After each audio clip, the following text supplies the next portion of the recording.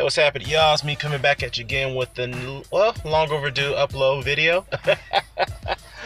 I'm gonna go ahead and review the Chris Eubank Jr. fight versus the Avni Yildirim super middleweight. One of the fights on the super middleweight the World Boxing Series. So the place took place in Germany, and obviously Yildirim was the crowd favorite. And all I can say is, though, the fight would last only 3 rounds, and Eubank just really ran through Yildirim. I mean, Jesus Christ.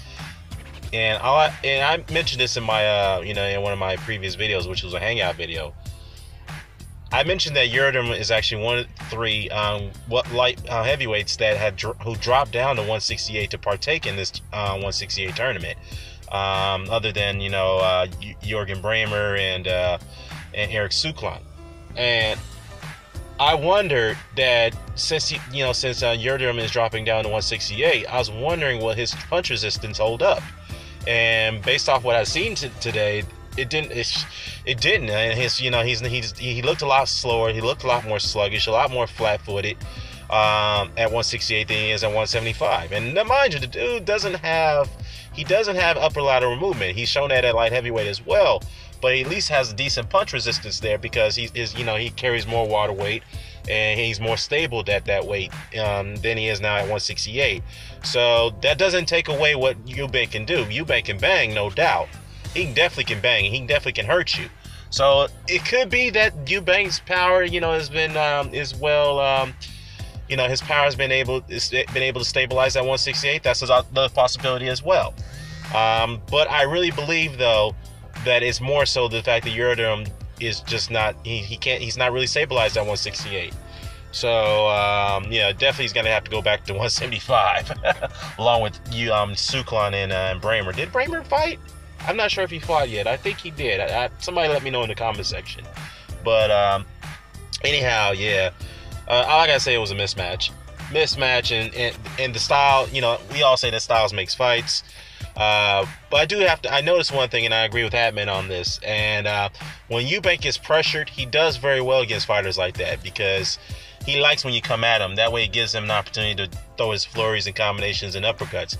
Because Eubank is very, very sneaky. He throws his uppercuts with a lot of precision, and he plays them very well. And let me tell you something. That's probably the hardest punch to execute when you're in the ring of boxing. Okay, because an uppercut, it looks pretty basic when you see it from from the eye test. But when you're actually in there and you actually have an opponent in front of you, the timing has to be very, very coordinated, and it has to be on point. Because if you look at the Fernando Vargas fight against Felix Trinidad, Fernando was just unsuccessful throwing the uppercuts because he just couldn't time Trinidad pretty well. He couldn't time him at all because, obviously there's various reasons, because Trinidad is a very good technical fighter and he fights at long range.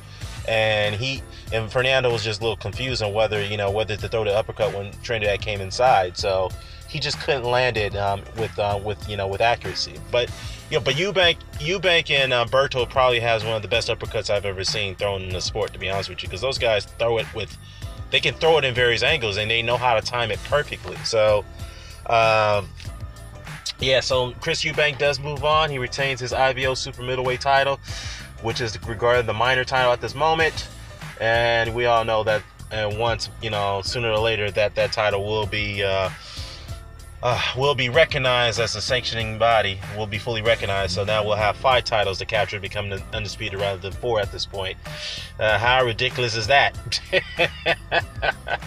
Anyways, Eubank has called out George Groves, and George Groves is scheduled to fight next against Jamie Cox in that other version of the quarterfinals of the Super Middleweight Boxing Series tournament.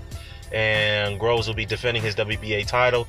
So Groves if he gets past Jamie Cox, which he's expected to do, definitely we'll see Eubank versus Groves in the semifinals, and that will be for the WBA super middleweight title. And I think the IBO may be sanctioned for that fight as well, so they will call it a somewhat of a unification bout, if that's what you want to call it. But I definitely can't wait to see that one go down, because I think that would probably be the highlight of the tournament, that particular fight of the super middleweight side of the World Boxing Series. So Yeah, so I do project Eubank to win the whole thing, but you know, George Groves is a different fighter. He's a totally different fighter than Avni Yildirim. So, and Groves doesn't fight in the inside like Yildirim does, and Groves definitely has upper lateral movement. He's very awkward. He can give you angles. So that would probably be a tougher fight for Eubank than obviously than Yildirim. And then again, Eubank actually sparred with Groves on many occasions. So there's a history there between the two. So Eubank definitely knows the guy, and of course Groves definitely knows Eubank. So yeah, let me know what your thoughts about this particular fight. Drop your comments below, share, subscribe, signing off. Peace. And by the way, I'm coming out with a new hangout.